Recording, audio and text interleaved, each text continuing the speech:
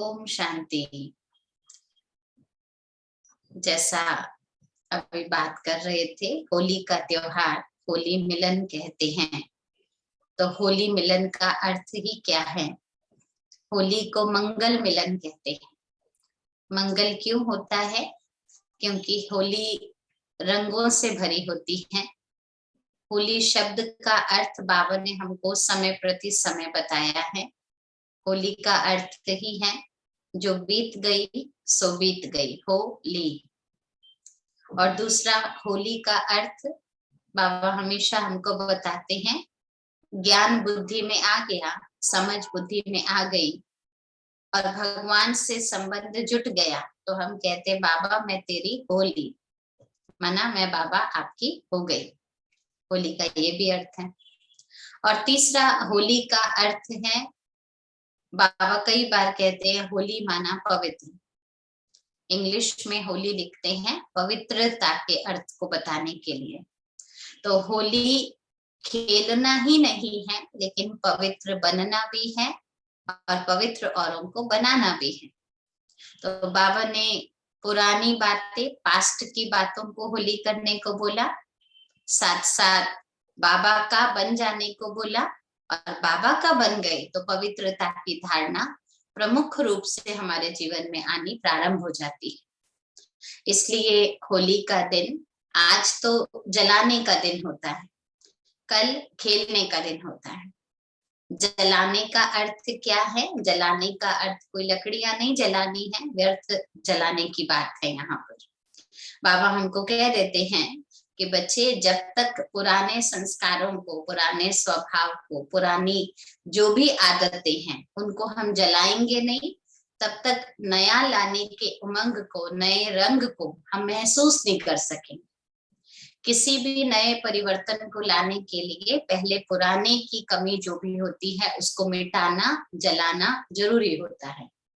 इसी तरह बाबा हम बच्चों को कह रहे हैं, आज के दिन सारा दिन चेक करके शाम को जलाते ना पूजा आदि करके, तो बाबा हम बच्चों को कहते, बच्चे सुंदर स्वमान, श्रेष्ठ स्वमान लेकर बाबा की याद में बैठ जाओ और योग अग्नि से जो भी ऐसी पुरानी आदतें हैं, कुछ ऐसी बातें हैं, कुछ ऐसा पुराना हमने इकट्ठा कर रखा है जो हमारे काम का नहीं है, आज स्पेशल शाम को जब नुमा शाम योग करेंगे 6:30 से 7:30 बजे, जब संगठित रूप से विश्व भर में ये योग होता है, इस योग के मध्य बैठकर स्पेशली हम उन सब बातों को सामने लाएं जो हमारे लिए वेस्टेज है और उसको हम समाप्त करें। तब देखिएगा कल सुबह अमृत वेले बाबा के वरदानों से कितनी सुंदर आपकी होली शुरू होगी। और फिर जब ज्ञान रत्न मिलेंगे यानी मुरली मिलेगी, फिर तो आपका रूप ही बड़ा सुंदर आ जाएगा, यानी रंग चढ़ जाएगा आपको। किसका? प्रभु के प्रेम का। जिसने मेरे अंदर से व्यर्थ निकाल दिया उससे तो प्रेम बढ़ेगा ना हमारा, और उसके लिए तो अंदर से एक शुभ भावना और कृतार्थ निकलेगा। तो बाबा हम बच्चों को कहते, बच्चे सिर्फ रंग तो शरीर की साथ सजावट और शरीर के मिलन को प्रदर्शित करता है, लेकिन ज्ञान के जो शक्तियों के जो हमारे रंग हैं, गुणों की जो धारणाएं हमारे रंग में आने वाली हैं, वो हमारा परिवर्तित रूप और बाबा की शक्ति का रूप हमें स्पष्ट दिखाता है। आज की मुरली भी बाबा की इसी प्रकार की है, कैसे हम अपने आप को गुणों से भरपूर करें, गुणों से सुसज्जित करें। गुण अगर धारण हो जाएंगे तो वो धारण किए हुए गुण अपने आप सेवा रूप बन जाते हैं। लेकिन अगर गुणों की धारणा नहीं होती, सिर्फ ज्ञान सुना हुआ होता है, तो एक समय आकर वो ज्ञान भी हमारे लिए एक नॉर्मल रूटीन वर्क बन जाता है। इसलिए बाबा खास हम बच्चों को ये आज पाठ पक्का करा रहे हैं, बच्चे अपना परिवर्तन लाने के लिए ज्ञान को समझो, सुनो, मंथन करो और फिर उसको अप्लाई करके प्रैक्टिकली देखो कि जो मैंने सुना है वो होता है। कर्म में प्रयोग करने पर उसका मेरे को लाभ क्या हुआ, पर्सनल उसकी डायरी बनाओ। भक्ति के काम नहीं कर, भक्ति तो हमने बहुत कर ली, बाबा कहते हैं अब भक्ति वाला काम नहीं करना है। अभी आपको क्या करना है? अभी ज्ञान के आधार पर जो बाबा ने हमको समझ दी है उसके अंदर गहराई में जाकर अपने अंदर के विकारों को खत्म करना। तो आज बाबा जिस विकार को खत्म करने को कह रहे हैं, खास जो आज जला देना होलिका दहन करते समय, वो कौन सा विकार है? आज की मुरली के अनुसार बाबा कह रहे अहंकार। बाबा मिला, ज्ञान मिला, समझ मिली, सर्व को समझ दे रहे हैं। इसका मतलब है मुझे अपने अंदर से अहंकार शब्द को खत्म कर देना है। पद का, पोजीशन का, सोसाइटी का, मेरे खुद के अपनी पढ़ाई और बुद्धि का, मैंपन का, ये अहंकार खत्म करो। क्योंकि अगर हमें ज्यादा से ज्यादा कमाई करनी है तो कमाई का आधार होता है दुआएं। है जो निरअहंकारी बनकर चलता है, निमित्त समझकर चलता है, मैंपन नहीं दिखाता। तो आज बाबा खास निरअहकारिता के गुण को बाबा कह रहे हैं सेवा के लिए बहुत बहुत बहुत काम आने वाली चीज। आप देखिए किसी को ज्ञान सुनाते भी हैं, बहुत बड़ी बड़ी बातें सुनाए लेकिन अकड़ के सुनाए, बहुत अच्छी अच्छी गहरी गहरी बातें सुनाए, लेकिन मैं ही जो बोल रहा हूँ ना बस चुपचाप सुनो, ऐसा कहकर सुनाए तो कौन सुनना चाहेगा। और अगर निरअहकारिता रूप देकर, निमित्त भाव बनकर हम अगर छोटी सी साधारण सी डेली रोजमर्रा में यूज होने वाली बात ही अगर ध्यान खिंचवा देते हैं तो प्यार से व्यक्ति एक्सेप्ट करता है उसको।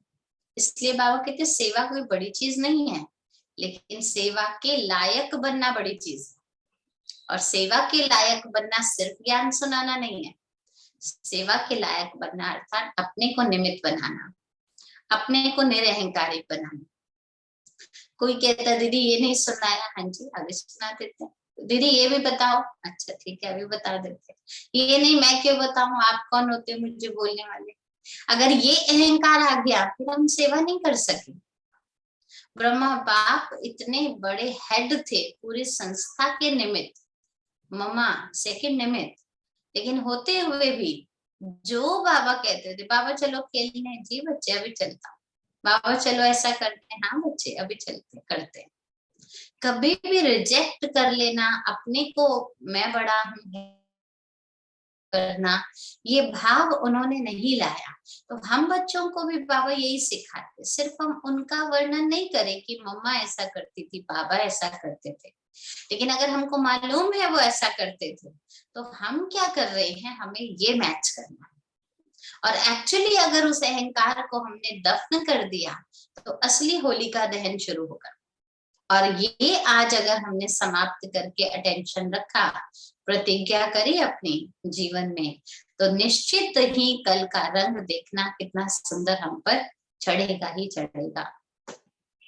तो दिन का महत्व हमें हमारी प्रतिज्ञा, हमें हमारा परिवर्तन, हमें हमारी उन्नति याद दिलाता है। त्योहारों का महत्व हमारी आत्मिक खुशी को किस प्रकार हमें फिर जागृत करना है उसकी याद दिलाता है।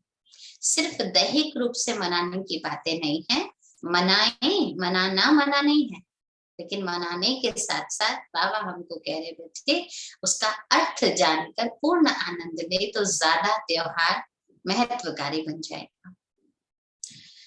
तो सुनते हैं आज के महावाक्य 17 मार्च 2022 की मुरली। बाबा का मुरली का सार, मीठे बच्चे तुम्हें भक्ति की रोचक बातों के बजाय, भक्ति में बड़ी चटपटी बातें होती हैं, वो गया उसने उसको श्राप दे दिया, उसने उसको चुपके से देख लिया तो उसको उसकी शक्ति मिल गई, फिर आगे गया तो उसने उसको लोहे का बना दिया, क्या क्या क्या क्या बातें हैं। विष्णु जी की नाभि से ब्रह्मा निकला, फिर आगे कहते हैं नाभि ब्रह्मा जब निकला तो कहा विष्णु कहाँ अस्तित्व खत्म हो गया, तो ब्रह्मा जी की नाभि से विष्णु निकल आया। फिर कौन किसकी नाभि से निकला मालूम नहीं पड़ रहा, पहला कौन, लेकिन सुनने में बड़ा मजा आ रहा है। एक लेके गया, उठा के लेके गया, पता करके आया, कैसे ढूंढा, कैसे किया, भगवानों के ऊपर बना रखी है, लेकिन सुनने में बड़ी रोचकता आती है, कन रस आती है। इसलिए बाबा कहते हैं भक्ति की तुम्हें जो भी रोचक बातें हैं, अभी वो छोड़ने का समय आ गया ना, क्योंकि हमें अभी टेस्ट नहीं लेना, अभी हमें ताकत लेनी। कुछ खाना होता है जंक फूड, वो टेस्ट देता है, ताकत नहीं देता, लेकिन नेचुरल जो भोजन होता है वो क्या देता है, ताकत देता है, भले उसमें टेस्ट थोड़ा कम होता है। तो बाबा भी हमको उस रीति आत्मिक भोजन की बात बता रहे हैं मीठे बच्चे। तुम्हें भक्ति की रोचक बातों के बजाय रूहानी बातें सबको सुनानी है। रूहानी आत्मा की जो उन्नति की बातें हैं तुम्हें वो सब कुछ सुनानी है। रावण राज्य से मुक्त करने की सेवा करनी है। प्रश्न है, सेवा में सफलता प्राप्त करने के लिए मुख्य कौन सा गुण चाहिए? सेवा में सफलता प्राप्त करने के लिए मुख्य कौन सा गुण चाहिए? जैसे पहले समझा चुके हैं, उत्तर है निरअहंकारिता का गुण। निरअहंकारिता का बाबा उदाहरण बता रहे हैं। महावीर के लिए यानी हनुमान जी के लिए दिखाया जाता है, जहां भी श्री राम का सत्संग होता था वो वहां पर जूतियों में जाकर बैठ जाता था, क्योंकि माताएं ज्यादा होती थी ऐसे सत्संग में, तो कहाँ जाके बैठे उनके बीच में, भरा रहता था।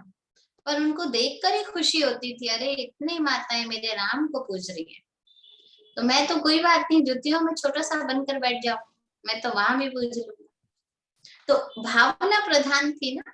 तो बाबा के लिए जैसे महावीर के लिए दिखाते हैं, जहां भी सत्संग होता था वो वहां जूतियों में जाकर बैठ जाते थे, क्योंकि उनमें देह अभिमान नहीं था। भक्ति थी, भावना थी, प्रेम था, लेकिन देहभान नहीं था। परंतु बाबा साथ साथ हम बच्चों का प्रैक्टिकल भाव बता रहे हैं, परंतु इसमें बहादुरी चाहिए, इतनी हिम्मत।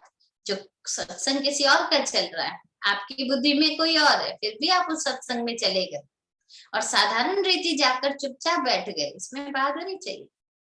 तुम कोई भी ड्रेस पहनकर उन सत्संगों में जाकर सुन सकते हो, क्योंकि पहले पहले तो हमें नहीं कह रहे एक्चुअली बाबा, पहले पहले तो माताएं भी जब से ज्ञान में चलना प्रारंभ करती थी और निश्चय पत्र लिख देती थी, उसके बाद वो भी अपने जीवन में गृहस्थ में रहते हुए व्हाइट ड्रेस पहनना प्रारंभ करती थी। घर में रहती थी लेकिन सारा दिन उनका व्हाइट ड्रेस होती थी। तो कई ऑब्जेक्शन भी करते थे, लेकिन कईयों ने कहते थे हमने प्रण कर लिया, हम व्हाइट ड्रेस ही पहने, बाबा के बन गए, अब हम कलर्ड नहीं छुएंगे। तो बाबा युक्ति से कभी कभी उनको कहते थे कि बच्चे ऐसा नहीं करना, डिससर्विस ना हो किसी की। लेकिन हाँ, जब तुम सेवा पर जा रहे हो तो जैसा वेश वैसा भेष कई बार करना पड़ता है। तो बाबा कहते थे बच्चे, किसी के सत्संग में जाओगे, व्हाइट साड़ी पहनकर जाओगे तो वो समझ जाएंगे, तो अपना प्रचार करने आए। इसलिए बाबा माताओं को कहते थे बच्चे, तुम भले कलर ड्रेस पहनकर, ड्रेस चेंज करके उन सत्संगों में जाकर बैठ जाओ, गुप्त वेश में जाकर उनकी सेवा करो। पहली सेवा वाइब्रेशन से वहां पहुंचकर, दूसरी सेवा बाबा कहते थे कोई प्रश्न पूछकर, पंडित जी सुना रहे हो तो उनसे कोई क्लैरिटी पूछो जो आपको पता है ऑलरेडी, लेकिन ऐसे पूछो जैसे आपको नहीं पता, कि पंडितों को तो जो बाबा ने बताया ही नहीं ना, ये ज्ञान तो बाबा ने ब्राह्मणों को दिया है। तो बाबा कहते थे बच्चे इनोसेंस होकर पूछो, अहंकार में आकर मत पूछना। इनोसेंस ऐसे कैसे हो गया, इतने बड़े भगवान श्री राम, उनकी सीता को ऐसे कैसे कोई ले जा सकता है, वो तो अंतर्यामी थे। ऐसे बाबा कहते थे भोले भाव से पूछो। फिर बाबा साथ साथ कहते थे, अच्छा पंडित जी से नहीं पूछ सकते, हिम्मत है नहीं है तो आसपास जो बैठे हैं उनसे पूछो, थोड़ा सा उनको पूछकर देखो क्या मिला, क्या प्राप्ति हुई। अच्छा नहीं बता सकते, मूंझ जाते, तो उनको दुविधा में मत डालो, क्लियर करो। तो ऐसे बाबा सेवा करना सिखाते थे। गीत है ओम नमो शिवाय, ओम शांति। ये हुई महिमा ऊंचे से ऊंचे भगवान की, ईश्वर कहो, परम पिता परमात्मा कहो, सिर्फ ईश्वर व भगवान कहने से पिता नहीं समझा जाता। सिर्फ ईश्वर व भगवान कहने से पिता वाला जो संबंध होता है वो नहीं आता है, इसलिए परम पिता परम आत्मा कहना चाहिए। वो रचयिता है इस मनुष्य सृष्टि को। अब ऊंचे से ऊंचे बाबा क्या आकर करते हैं, कहते हैं पतित मनुष्य मुझे बुलाते हैं, आओ आकर मुझको पावन बनाओ। पावन माना पवित्र, पतित पावन भगवान को ही कहा जाता है, बरोबर वो यहाँ आते होंगे जरूर। पतित पावन बोला है, तो जरूर हम पतितों को पावन बनाने के लिए भगवान को यहाँ आना पड़ता है। तो आते तो जरूर होंगे। कब आते होंगे बाबा वो भी आगे बता रहे हैं। भक्ति मार्ग में भगवान को याद करते हैं तो वह भी आते तो जरूर हैं। भावना का फल देने के लिए भगवान भी कहते दर्शन देने ही सही, आते तो जरूर है, परंतु वह आएंगे तब जब भक्तों को भक्ति का फल देना होगा। वास्तव में बाबा कह रहे भगवान कब आते हैं, जब भक्तों को भक्ति का फल देना होता है। फल देना अर्थात वर्षा देना। फल देना माना कोई संतरा सेब नहीं देना, फल देने का अर्थ है जो भक्ति करी, जिस भावना से करी, उसका रिजल्ट वर्षा देना। उसके लिए भी बहुत सहज है, बाबा के लिए तो बहुत सहज है। 1 सेकंड के लिए आना, दृष्टि देना और चले जाना। उनको तो कहते ही है ना, एक झलक दिखला जा रहे, आ जा रहे, पुकारते हैं ना, तो एक ही झलक चाहिए, क्या बड़ा काम है। बाबा कहते मैं आ जाता हूँ, 1 सेकंड में जीवन मुक्ति दे सकता हूँ। कहते भी हैं जनक को सेकंड में जीवन मुक्ति मिली, तो नाम एक का गाया जाता है जनक, बाकी केवल एक जनक को थोड़ी राजा जनक को मिली, सबको ही मिली होगी। सेकंड में जीवन मुक्ति अर्थात सुख शांति मिली है। मनुष्य कहते भी हैं शांति सुख और बड़ी आयु चाहिए। यहाँ पर बाबा एक बात बताना चाह रहे हैं। कौन सी बात? कि बच्चे जीवन में बातें तो बहुत आएंगी, लेकिन जिस बातों के आधार पर हम बच्चे ये जान पाते हैं कि हमको किस प्रकार से प्राप्ति करनी है और जीवन की मुख्य प्राप्ति क्या है, ये हमको मालूम पड़नी चाहिए ना। हम ये नहीं मालूम कर पाते, तो बाबा हमको क्लियर करते हैं एक्चुअली जीवन मुक्ति ये है कि हमको क्या चाहिए, हम वो चीज समझ सके और प्राप्त कर सके। जीवन मुक्ति माना जीवन छोड़ देना नहीं है। जीवन मुक्ति का यहाँ पर अर्थ होता है हमको जो चाहिए वो हम अपने आप से प्राप्त कर सकें, जो बाबा कहते तुमको कर्म करने से प्राप्त होता है। फिर साथ में बाबा ये भी कह रहे हैं बच्चे बड़ी आयु चाहिए, ये भी मानते हैं। छोटेपन में कोई मरता है तो कहते हैं अकाले मृत्यु में आते, पूरी आयु नहीं बिताए। अब बाप जो कुछ करके गए हैं उनका गायन होता है। भगवान ने आकर कैसे हम अपने जीवन में जीते हुए भी मर मर के जी रहे थे, तो भगवान ने हमें जीने की उम्मीद दे दी। इसलिए दुनिया के कहती है भगवान मरे हुए को जिंदा कर देता है। अब मरे हुए को कोई जिंदा नहीं करता, लेकिन जो निराश हताश जीवन में मर मर के जी रहा था उसको जीने की आश दे देता है। पतित आत्मा जो अपने को तुच्छ समझती थी उसको इतना श्रेष्ठ लक्ष्य दे देता है। तो ये है जो भक्ति में फिर उनका गायन होता है। जैसे सेकंड में जीवन मुक्ति, अब जीवन मुक्ति लेना है तो जरूर अभी कहाँ पर है, सभी जीवन बंध में होंगे। जीवन बंध कलयुग का अंत और जीवन मुक्ति सतयुग का आदि। जीवन बंध माना जीवन है लेकिन बंधन से जी रहे हैं, जाना पड़ेगा, करना पड़ेगा, होना पड़ेगा, या मन नहीं है फिर भी कुछ कर रहे हैं, ऐसा। जीवन मुक्ति माना जीवन है लेकिन किसी को किसी का कोई दबाव नहीं, ना तन का, ना मन का, ना किसी संबंध का, मुक्त होकर जी रहे हैं, इसलिए सुख शांति से जी रहे हैं। कहते हैं जनक मिसल घर गृहस्थ में रहकर जीवन मुक्ति को पाए। बाबा समझाते हैं बच्चे अक्षर ही 2 हैं, एक है ज्ञान, दूसरा है राजयोग। भारत का प्राचीन राजयोग तो मशहूर है। प्राचीन माना पहले पहले, प्राचीन माना एंशिएंट, बहुत पुराना, पहला पहला। तो लेकिन पहला भी कब ये मनुष्य जानते नहीं। प्राचीन शब्द कहते हैं लेकिन सबसे पहला माना कब है, पहला 111 कब होगा वो मनुष्यों को पता नहीं है, क्योंकि कल की आयु ही लाखों वर्ष कह देते हैं। भारत का प्राचीन ज्ञान और योग तो सब चाहते हैं जिससे भारत स्वर्ग बना।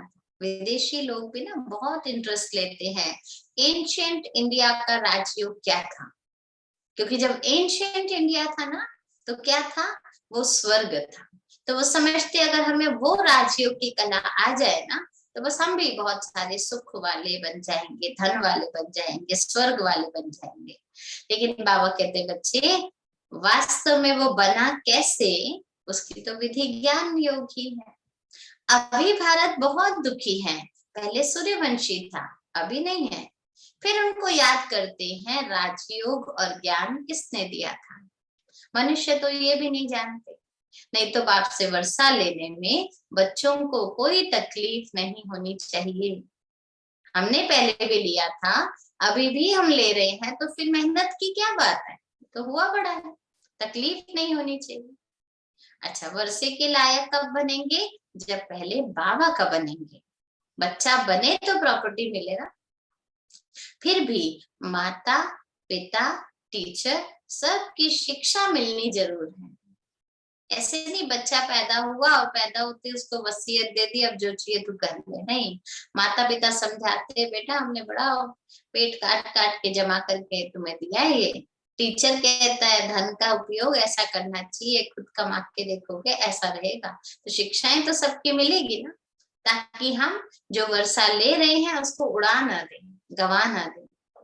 मुक्ति का भी वर्षा चाहिए मनुष्यों को, इसलिए वो गुरु करते हैं। परंतु जीवन मुक्ति कोई गुरु भी नहीं दे सकते। जब जीवन बंध का अंत हो तब जीवन मुक्ति की आदि हो, और तब ही जीवन मुक्ति देने वाला आता है देने के लिए। तो मनुष्यों ने सिर्फ सुना है सेकंड में जीवन मुक्ति, अथवा सेकंड में रावण का राज्य। बाकी रावण राज्य से राम राज्य एक सेकंड में कैसे हुआ, पतित से पावन दुनिया एक सेकंड में कैसे बनी, ये कोई जानते नहीं है। बाबा तुम आत्माओं से बात करते हैं, ये है रूहानी शिक्षा जो सुप्रीम रूह देते हैं। वहां तो सब मनुष्य ही शास्त्र आदि पढ़ते हैं, कहते हैं फलाने महात्मा ने ये ज्ञान दिया। तो यहाँ है प्राचीन राजयोग और ज्ञान जो परम पिता परमात्मा ने दिया था 5000 वर्ष पहले, जिससे तुम देवी देवता बने थे। अभी वो ज्ञान प्राय है लोप हो गया है, जिससे हम देवता बने थे वो ज्ञान नहीं है। अभी बाबा को आकर फिर देना पड़ता है। अगर लोप ना हो तो दोबारा भगवान आकर कैसे सुनाएंगे। मनुष्य पतित ना बने तो पतित से पावन बाबा कैसे बनाएंगे। देखिए बाबा की निरअहंकारिता दिख रही है आपको इसमें, क्या है इसमें निरअहकारिता। बाबा कह रहे हैं तुम पतित क्यों बने, मैं क्वेश्चन नहीं कर रहा, मैं और इन निरअहकारिता क्यों कह रहा हूँ। देखो अच्छा है तुम पतित बन गए, तुम्हारे कारण मैं आ गया।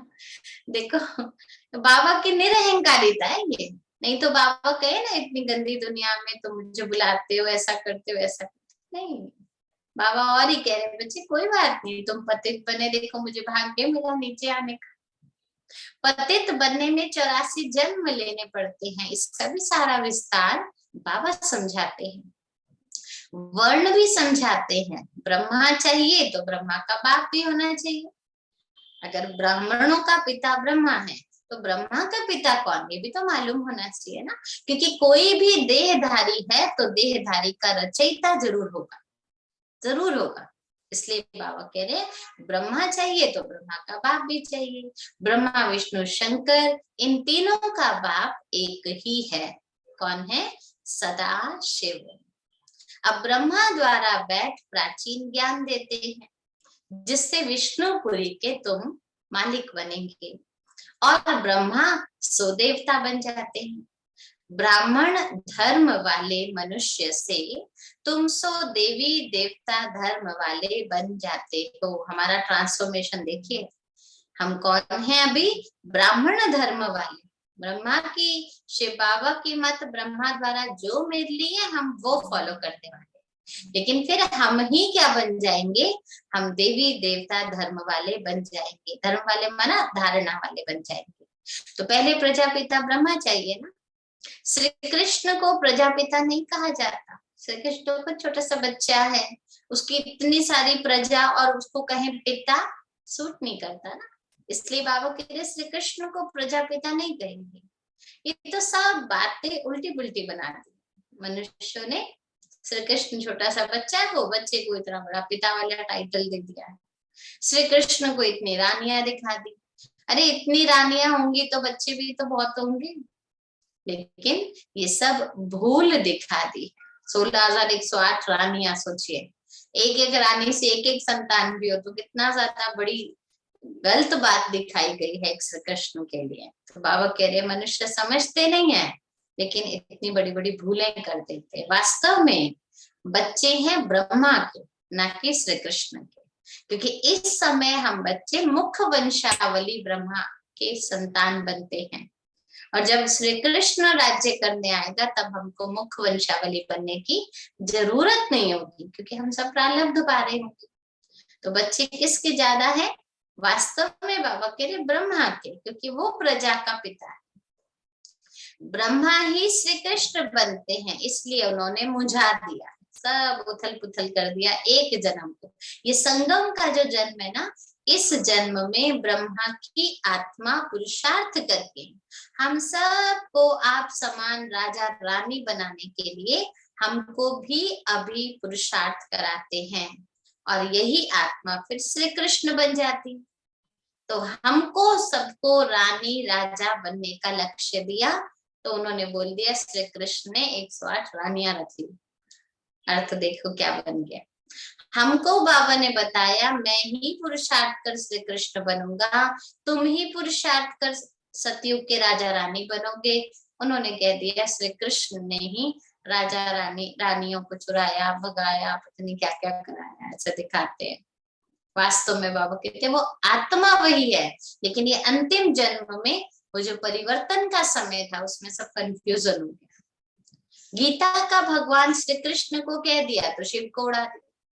सब कहते ब्रह्मा को 3 मुख थे, अब एक पीछे भी तो था, वो तो कोई देखता नहीं। कितने मूंझ जाते हैं। शिव रचयिता को तो एकदम मनुष्यों ने गुम कर दिया है।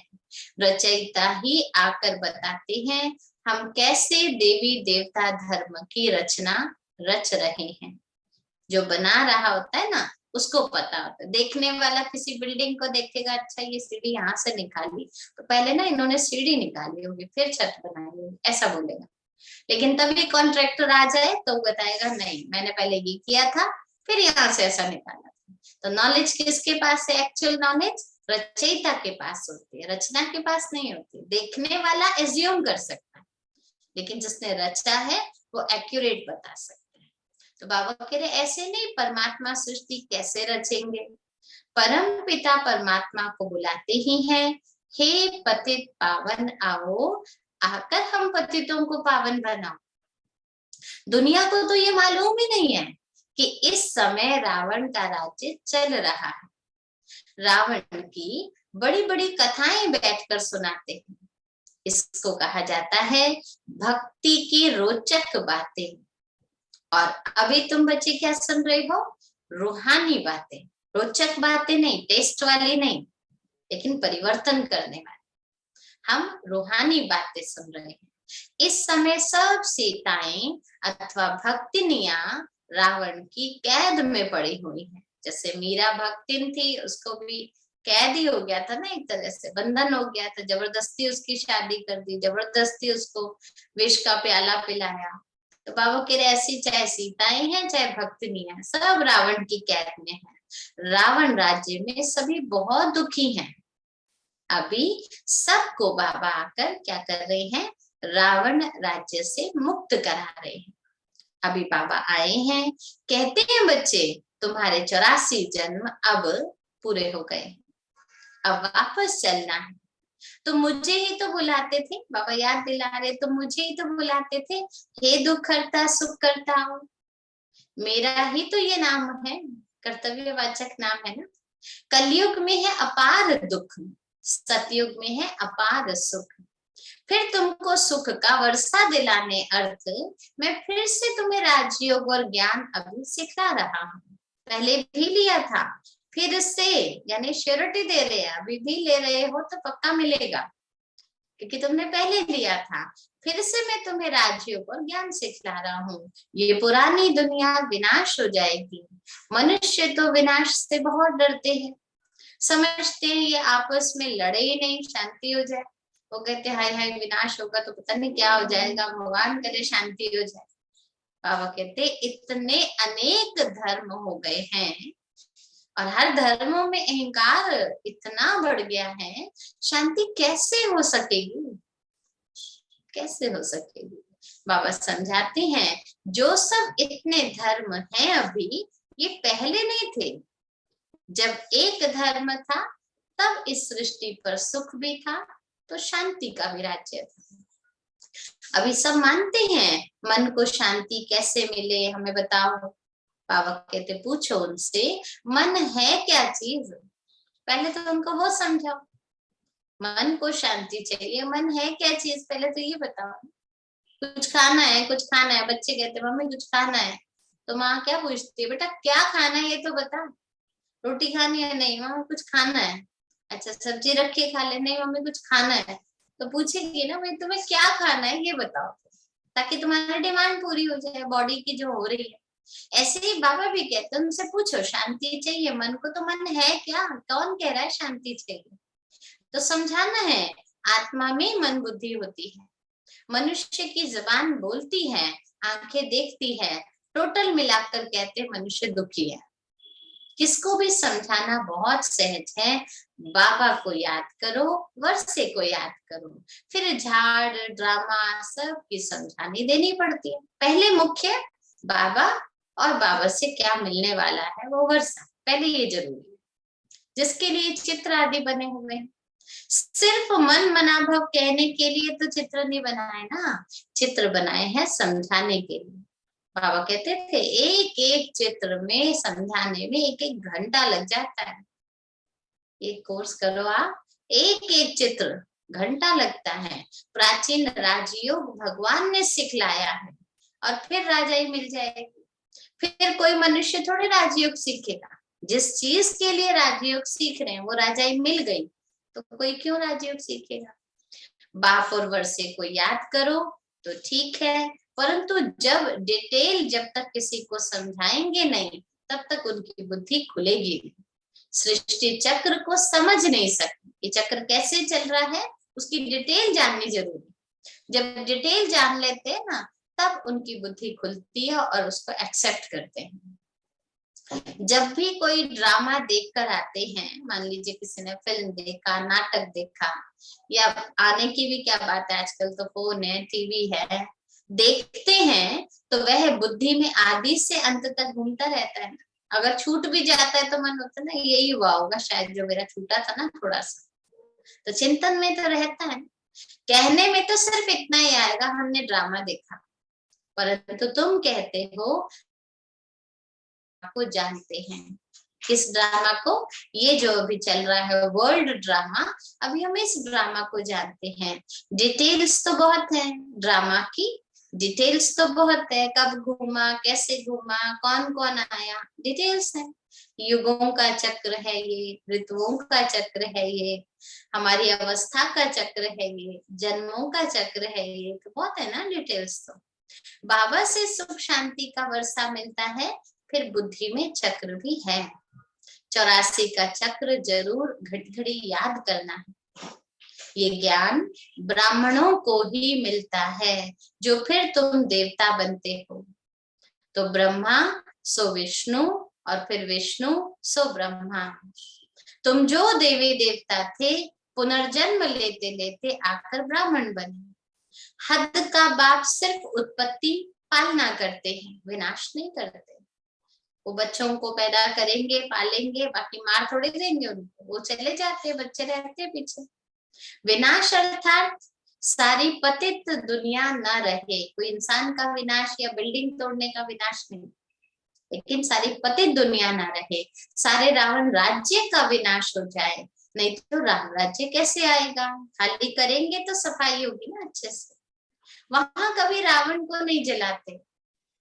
भक्ति सतयुग में राम राज्य आ जाएगा तो रावण को नहीं जलाया जाएगा। भक्ति मार्ग में कोई भी बात ज्ञान मार्ग की नहीं होती है। भक्ति मार्ग जब होता है तो ज्ञान मार्ग की बात नहीं, और जब ज्ञान मार्ग होता है तो भक्ति मार्ग की बात नहीं है। सतयुग त्रेता में तुम प्रारब्ध भोगते हो, वहां है ज्ञान की प्रारब्ध। अभी जो दुनिया ले रही है वो है भक्ति की प्रारब्ध। तो ज्ञान और भक्ति का अंतर हो गया। अल्पकालीन क्षण भंगुर होता है भक्ति की प्रारब्ध, माना एक सेकंड के लिए कुछ मिल जाना, दर्शन हो जाना, दिख जाना, शांति मिल जाना, काम हो जाना, अल्पकाल की बात। पहले भक्ति अव्यभिचारी थी, अभी तो व्यभिचारी होते होते भक्ति में ही दुखी हो गए। अब इतना चढ़ावा चढ़ना है, इतना जाना है, अभी ये करना है, कल वो करना है, आज एकादशी है, परसों वो है, नहीं किया तो वो नाराज हो जाएंगे। तो भक्ति खुद ही फैलाई है इतनी, और खुद ही उससे अभी दुखी हो गए हैं। कई तो हंसी में कह देते, दीदी अगर 365 दिन है तो 366 त्योहार है, मना मना के दे दे के ले दे के हम इतना थक चुके हैं। तो आप सोचिए किसने बनाया, बनाया भी हमने, दुखी भी हम ही हो गए। सदगति दाता एक बाप है, ये तो समझाना है।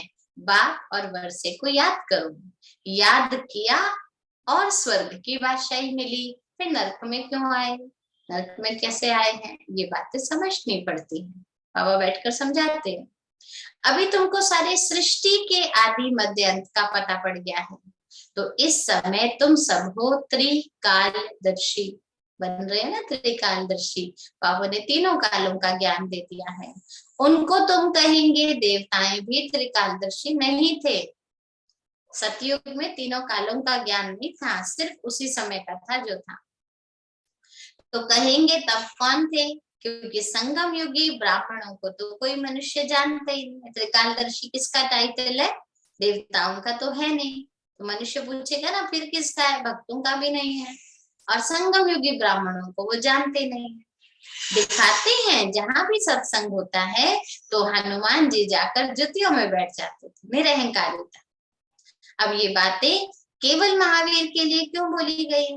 महावीर माना जो अच्छा बल रखता है, योग का बल जिसमें है, भावना का बल जिसमें है, धारणा का बल जिसमें है, उड़ना जो जानता है, छोटी छोटी बातों में नहीं पड़ता, मुझे नहीं पूछा, मुझे नहीं कहा, मान शान से परे। इसलिए कहते हैं ना हनुमान, माना जो अपनी मान का हनन कर दे, मुझे नहीं पूछा, ये कोई मान शान नहीं है, इसको खत्म, वो है हनुमान। तो बाबा के लिए महावीर के लिए ही कहा गया है, क्योंकि तुम बच्चों में अभी कोई देह अभिमान नहीं है, नहीं है।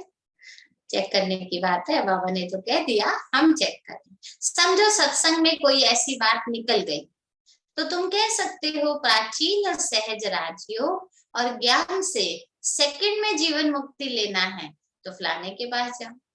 समझाने वाला बहुत बहादुर और निरअहंकारी होना चाहिए। निरअहंकारी में एक और बात भी आती है कि सामने वाला आपकी बात को गलत भी ठहरा सकता है, गलत कह भी सकता है, आपके ऊपर कुछ गलत एलिगेशन लगा सकता है, लेकिन उस समय भी अहंकार नहीं आना चाहिए, क्रोध नहीं आना चाहिए।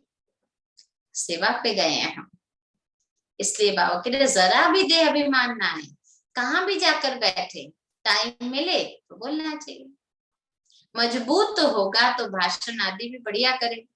गृहस्थ व्यवहार में रहते कैसे सेकंड में जीवन मुक्ति मिल सकती है? परम पिता परमात्मा के सिवाय कोई दे नहीं सकता है। तो ये महावीर ही ये बातें समझा सकते हैं। सुनने के लिए मना नहीं है। गृहस्थ व्यवहार में रहते तुम बच्चे बहुत सर्विस कर सकते, तुम उनको बोलो राजयोग सीखना है तो, भक्ति तो सीख रहे हो तुम, लेकिन राजयोग सीखना है तो ब्रह्मा कुमारियों के पास जाओ। और अब तो देखो बोलने की भी जरूरत नहीं होती, आगे चलकर तुम्हारा नाम मशहूर हो जाएगा, मेजोरिटी हो जाएगी। अभी तो तुम थोड़े हो ना, भगाने का नाम भी बहुत है। ब्रह्मा कुमारियों पे वहां जाओगे, भाग जाओगे, घर बार छोड़ दोगे, नाम बहुत है। श्री कृष्ण ने भगाया, अरे भगाने की तो यहाँ कोई बात ही नहीं है। टीचर पढ़ाने के लिए, बाबा लॉजिक सिखा रहे हैं कि टीचर पढ़ाने के लिए कोई भगाते थोड़ी ना है, वो तो कहते घर से आओ पढ़ो और फिर घर वापस जाओ। भगा के टीचर को क्या करना है?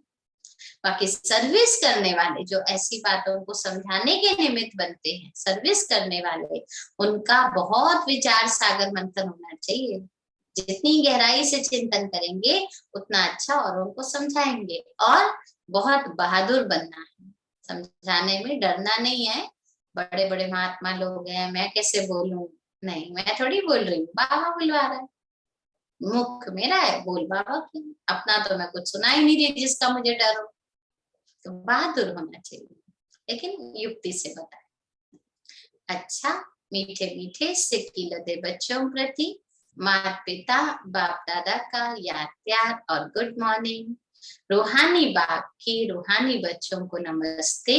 हम रूहानी बच्चों की रूहानी बाबा को नमस्ते। शुक्रिया बाबा, शुक्रिया। धारणा के लिए मुख्य सार है, सभी भक्ति रूपी सीताओं को रावण की कैद से छुड़ाना। सेकंड में मुक्ति, जीवन मुक्ति की राह दिखानी। सेकंड पॉइंट है, बाप और वर्षे को याद करना है। देह अभिमान छोड़ महावीर बनकर सबकी सेवा करनी। देखना नहीं है इसकी करो उसकी करो, सबकी करनी है। विचार सागर मंथन कर सेवा की नई नई युक्तियां निकालनी। आज का वरदान है, नथिंग न्यू की युक्ति द्वारा हर परिस्थिति में मौज की स्थिति का अनुभव करने वाले सदा अचल अडोल भव। नथिंग न्यू, कुछ भी नया नहीं है, बस ये युक्ति लगा लो अपने अंदर, तो हर परिस्थिति में मौज की स्थिति बनेगी। और जो भी स्थिति का अनुभव कर लेगा वो सदा कौन बनेगा? अचल अडोल भव। बाबा स्पष्ट कर रहे हैं, ब्राह्मण अर्थात सदा मौज की स्थिति में रहने वाला। दिल में सदा स्वतः यही गीत बजता रहे, वाह वाह वाह, वाह मेरा भाग्य, कुछ हो गया वाह मेरा भाग्य, कोई बात, बहुत अच्छा, पहले भी हुआ था, ऐसे एक सेकंड में खत्म हो जाएगा, मालूम भी नहीं पड़ेगा। और जितना, जैसे घाव होता है ना, छोटा बच्चा खेलते खेलते गिर जाता है, हम क्या कहते हैं, माँ क्या कहती है, भाई इतनी चोट, कभी नहीं कहती, वो कहते कुछ नहीं हुआ, कुछ नहीं हुआ, देखो कुछ भी नहीं हुआ, झाड़ देती। तो धीरे धीरे उसका दर्द भी अपने आप उसको लगता है कुछ नहीं है, ठीक है, मम्मी ने कहा ना नहीं है। तो ऐसे कुछ भी हो जाए, नथिंग न्यू, कोई नई बात नहीं है, पहले हुआ था वे भी ठीक हो जाएगा। दुनिया की किसी भी हलचल वाली परिस्थिति में आश्चर्य नहीं, फुल स्टॉप, आश्चर्य नहीं। अरे रशिया में तो बाबा के घर होंगे, वहां भी ऐसा हो रहा है, कैसे हो रहा है, आश्चर्य नहीं, नथिंग न्यू, पहले भी हुआ था, फुल स्टॉप। कुछ भी हो जाए लेकिन आपके लिए वो नथिंग न्यू हो, कोई नई बात नहीं है, इतनी अंदर की स्थिति अचल हो। क्या, क्यों, इसमें मन मूंझे नहीं, तब कहेंगे अचल अडोल आत्माएं। स्लोगन है, वृत्ति में शुभ भावना हो, शुभ कामना हो तो शुभ वाइब्रेशन फैलते रहेंगे। वृत्ति में शुभ भावना हो, शुभ कामना हो तो शुभ वाइब्रेशन चारों ओर फैलते रहेंगे। एक्स्ट्रा माल मिल रहा है आपको, वो है दादियों की पुरानी डायरी से निकले हुए अनमोल ज्ञान रत्न। 2 पॉइंट्स है। पहली पॉइंट, अब तुम्हें दैवी गुणों की धारणा करनी है। धैर्यवत गुण की धारणा भी निश्चय से होती है और साक्षीपन की अवस्था में ही खुशी होती है। जितना धैर्य रखेंगे, धैर्य कौन रख पाएगा? जिसको निश्चय है मेरे साथ सब अच्छा होना है। और जितना साक्षी रहेंगे, मैं हूं ही नहीं इन्वॉल्व, तो खुशी से देखेंगे। आप देखो किसी फिल्म को हम दर्शक की सीट पर बैठकर देखते हैं, तो कुछ भी हो रहा हो हम एंजॉय करते हैं, हम कहते हैं एंटरटेन हो गए, खुशी रखते हैं। हम ही अंदर गुस्से होकर हम टेंशन का माहौल में होंगे। तो साक्षीपन खुशी दिलाएगी और निश्चय धैर्यता दिलाएगी। इस धारणा से परमात्मा आपे ही 1000 कदम के आगे प्रख्यात होता है। बाबा कहते, बच्चे तुम सूक्ष्म में 2 कदम नजदीक आओ। कौन सा? निश्चय का और साक्षीपन का। 2 कदम तुम नजदीक आ जाओ बस। मैं स्थूल में अनेक कदम उठाकर तुम्हारे सामने आ जाऊंगा, स्थूल में आ जाऊंगा, लगेगा आपको कि ये मैंने नहीं किया, बाबा ने कराया। और होंगे शायद आप में से कईयों के अनुभव। ज्ञान ही है स्व लक्ष्य में स्थित रहना। स्व में स्थित रहने से परमात्मा स्वयं आगे आएंगे। बाबा के महावाक्य याद कर लो, जितना दैवी गुणों को धारण करेंगे उतना 1-2 को सुख देने के निमित्त बनेंगे। आज देना तो कल मिलना है ही। आज सर्वेंट बनकर देंगे तो कल मालिक बनकर राज्य करेंगे, क्योंकि अभी तो सभी वर्ल्ड सर्वेंट है ना दुनिया में। बाबा खुद कहते थे हम सब कौन है? विश्व सेवाधारी, तो वर्ल्ड सर्वेंट है। दूसरी पॉइंट है, हर एक स्व स्वरूप में स्थित होता है, अपने रथ यानी शरीर को चलाते रहो। जैसे इस रथ में मैं बैठकर बिठा रही हूँ, खिला रही हूँ, इसको सुला रही हूँ, मैं मुख से बात कर रही हूँ। अगर मैं मुख से किसी को दुख देती हूँ तो जैसे मैं अपने स्वरूप की इंसल्ट करती हूँ। काम क्या है मेरा? मैं आत्मा इस मुख से बोल रही हूँ। कौन हूं मैं? शांत स्वरूप, और बोल रही हूँ क्रोध। तो इंसल्ट कर ली ना मैंने अपनी डिग्निटी, अपनी वैल्यू। तो फिर स्व संपूर्ण आत्मा कहती है, हे जीवात्मा, मुझे तेरे ऊपर अफसोस आ रहा है कि तू इस जीव के अंदर में आ गया, जबकि तू तो शांत है, तू क्रोध कैसे कर सकता है? इंसल्ट कर रहे हो तुम तो अपनी। तो फिर वो बात कर रही है, ऐसे इंसान व प्राणी में मैं शुद्ध आत्मा प्रवेश नहीं हूं। इसका मतलब अभी तक शुद्धता गई हुई है घूमने, तभी तो अशुद्धता काम कर रही है। स्वशुद्ध आत्मा जिस जगह है उस जगह पर अफसोस नहीं होगा। बहुत सुंदर बात। आत्मा को आत्मा की शुद्धि याद है, सातों गुण याद है, तो अशुद्धि वहां आ नहीं सकती है, अकर्म वहां हो नहीं सकता है, अफसोस वहां मना नहीं सकते हैं, क्योंकि वो कभी किसी को दुख दे नहीं सकती। शुद्ध आत्मा का स्वरूप सुख स्वरूप होगा। ऐसे स्वनिश्चय बुद्धि सदैव सुख पहुंचाते हैं। मेरा साक्षात्कार स्वरूप ही वही है। तो अपने को स्व आत्मा निश्चय करते भी अन्य को दुख देता है, वो सिर्फ कहलाने वाला पंडित होता है। मैं शांत हूँ, सबको अशांत कर रहा हूँ। तो कौन हुआ? वो पंडित हो गया। पंडित जी कथा कर रहे हैं, खुद ने थोड़ी करना है। उसका असर दूसरों पर नहीं होगा। सुनेंगे तो सही, अच्छा भी लगेगा, लेकिन असर नहीं होगा। असर करना है तो उसके लिए मुख्य बात है, जो हम कह रहे हैं उसको हम धारण भी कर रहे हैं। और धारण करने का अर्थ है कि हम अपने जीवन में उस परिवर्तन को लेकर आए। क्लियर है मुरली? ओम शांति। चलते हैं बाबा के। अच्छा, पूछना है किसी ने? नहीं, सभी संतुष्ट हैं, बहुत अच्छी बात। तो तैयारी कर लेना, आज शाम को क्या जलाना है मुझे, ठीक है? निकाल लेना लकड़ियां, सुनते सुनते मुरली से निकाल लीजिएगा, स्पेशली निकालिएगा। और बैठकर 6:30 से 7:30 बाबा के सामने रख कर शक्तिशाली योग युक्त बनकर बाबा की शक्ति लेना है, अपनी दृष्टि से ज्वालामुखी योग से देना, उस भाव से योग कीजिएगा।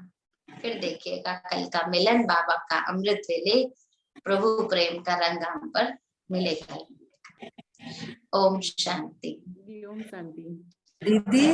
हाँ जी दीदी ओम शांति। आवाज आ रही है आपके पास? आ रही है। हाँ, पहले आप मुरली डालते थे ना पांडव भवन पे, आप मुरली नहीं डालते हो ब्राह्मण परिवार पे? मालूम नहीं मुझे, मैं तो नहीं डालती एक्चुअली। अच्छा जी हाँ, वो मुरली डालती थी तो मैं थोड़ा सा लिख लेती, वैसे नहीं लिख पाती। अच्छा, आप देख लूंगी मैं फिर बाद में ना, आपको देख।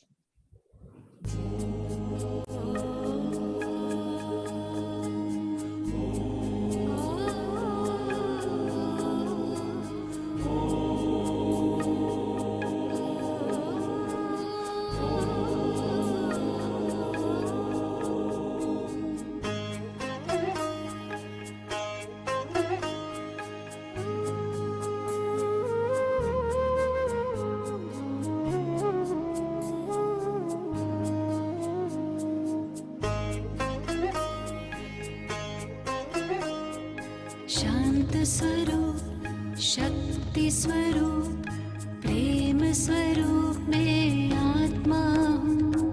पवित्र स्वरूप, सुख स्वरूप, आनंद रूप मैं आत्मा हूँ, आत्मा हूँ। निराकार की मैं पहचान, बिंदु स्वरूप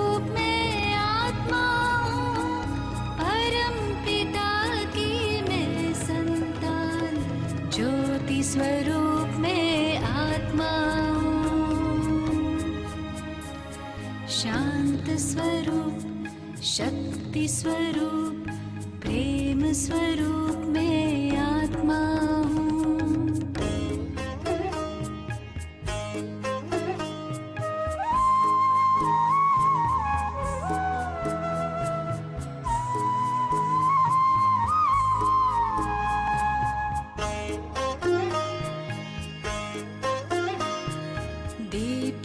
जैसे ज्योति है, सीप में जैसे मोती है, अंबर में जैसे तारे, फूलों में खुशबू होती है, भ्रिकुटी बीच में विराजमान, रूप अनूप में आत्मा हूँ। परम पिता की मैं संतान, ज्योति स्वरूप में आत्मा हूँ। शांत स्वरूप शक्ति।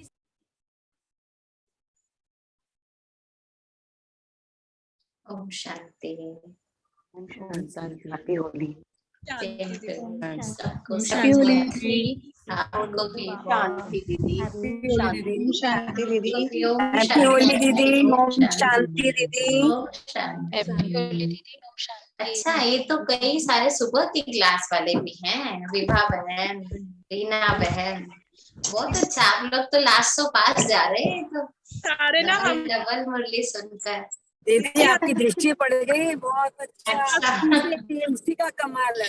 हाँ नहीं, बहुत अच्छा है। बाबा कहते थे, जानकी दादी कहती थी बाबा से, बाबा मैं आगे कैसे जाऊं लेट आई हूँ। तो बाबा ने कहा बच्चे मुरली को 30 बारी पढ़ो, इतनी बारी पढ़ो, इतनी बारी पढ़ो जो मुरली आपका जीवन बन जाए तो समय निकाल कर आप सब दूसरी बार भी तीसरी बार भी जब मौका मिले पढ़ते हैं तो मुरली के अधिकारी आप लोग बन जाएंगे। अच्छा, बहुत सुंदर, खुशी हुई देखकर आप सब। थैंक यू दीदी, थैंक यू। भी बाहर है, बस में जा रहे हैं। हाँ नहीं, बहुत अच्छा, बहुत अच्छा। टुगेदर है। हाँ नहीं, अच्छा। भारती बहन कुछ कह रही है। हाँ भारती बहन बोलिए। हाँ दीदी, जो मैं शिखा दीदी और आपसे बोल रही थी ना, तो मैं हम लोगों का प्लॉट पिक किया और उसने चेक दे दिया। आज 2 प्लॉट हो गया। शिखा अच्छा। दीदी को मैं खास बोलना चाहती हूँ। बहुत अच्छी बात, आज होली के दिन बाबा ने बहुत अच्छी खुशी दे दी। बहुत बढ़िया। थैंक यू बाबा का, है ना। Thank you. ओम शांति।